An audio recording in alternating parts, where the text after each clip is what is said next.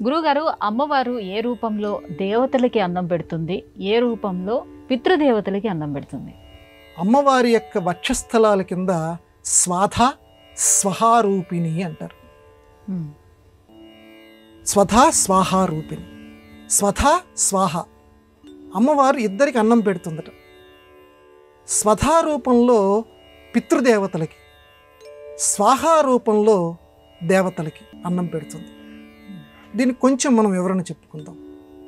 స్వధ అంటే ఏంటంటే పితృదేవతలు అంటే చనిపోయినటువంటి వాళ్ళు ఎవరైతే ఉన్నారో వాళ్ళని మనం పితృదేవతలు, పితరులు అని పిలుచుకుంటాం. వాళ్ళకు కూడా అన్నం కావాలి. వాళ్ళకి అన్నం ఏంటండి?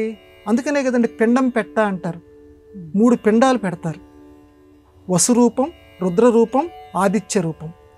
ఈ ఆదిత్య రూపంలో అంటే నాన్న, తాత, ముత్తాత ఈ రూపంలో ఉన్నటువంటి వాళ్ళకి, ఆ పితరులకి అన్నం కావాలి. ఏడాదికి ఒకసారి కనుక అన్నం పెడితే అది సంవత్సరం మొత్తం వాళ్ళకి ఆహారం కింద లభిస్తుందట.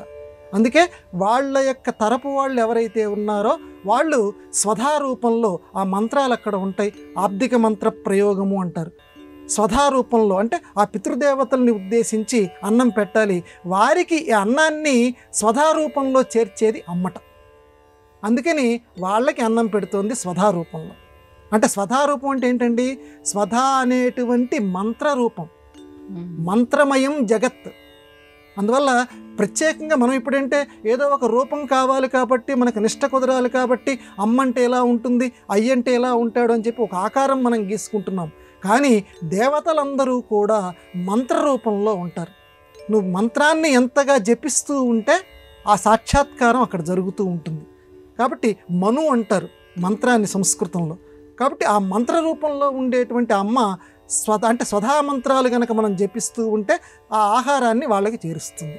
ఇక మామూలుగా కార్యక్రమాల్లో, ఇళ్లల్లో శుభకార్యాలు, ఇలాంటి హోమాలు ఇలాంటివి చేసుకునేటువంటి కార్యక్రమాల్లో స్వాహా రూపంలో అమ్మ అందరికీ అన్నం పెడుతుంది. ఎట్లా పెడుతుందండి? స్వాహా మంత్రాలు, రుద్రాయ స్వాహ, అగ్న్యాయ స్వాహ అని మంత్రాలు చదువుతూ ఆ అగ్నిగుండంలో ఇలా చక్కగా హోమాన్ని ఇలా వేలుస్తూ ఉంటారు. చక్కగా ఈ హవిస్సుల్ని ఇలా వేలుస్తూ ఉంటారు, లోపల పడేస్తూ ఉంటారు. స్వాహ స్వాహ అంటే తిను తిను తిను అని.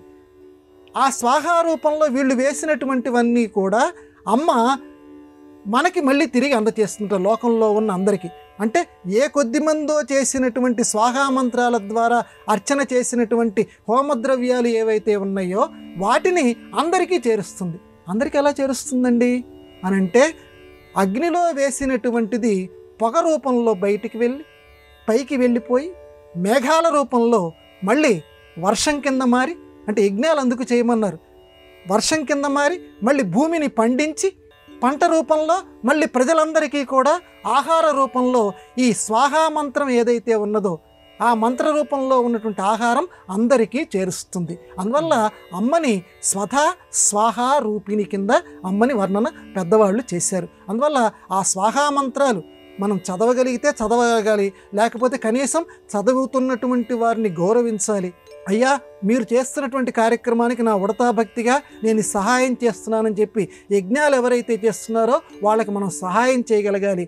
చేస్తే లోకం సుభిక్షంగా ఉంటుంది. అది వాళ్ళొక్కరి కోసమే కాదు. యజ్ఞం చేసినందువల్ల మేఘాలు ఏర్పడతాయి, మేఘాల వల్ల వర్షం కురుస్తుంది, వర్షం వల్ల పంటలు పండుతాయి. ఇంత కార్యక్రమం ఉంది. ఆహారం ఇంతమందికి అందాలంటే తప్పనిసరిగా ఆ చేసేవాళ్ళని మనం ఆదరించాలి అనేటువంటి దాన్ని చెప్పటానికి అమ్మని స్వధారూపిణి, స్వాహారూపిణి, ఇటు తద్దినాలు ఈ కార్యక్రమాలు పెట్టండి, అటు హోమగుండ కార్యక్రమాలు కూడా చేయండి అని చెప్పడానికి ఆ రూపంలో అమ్మని అర్చించమని చెప్పారు.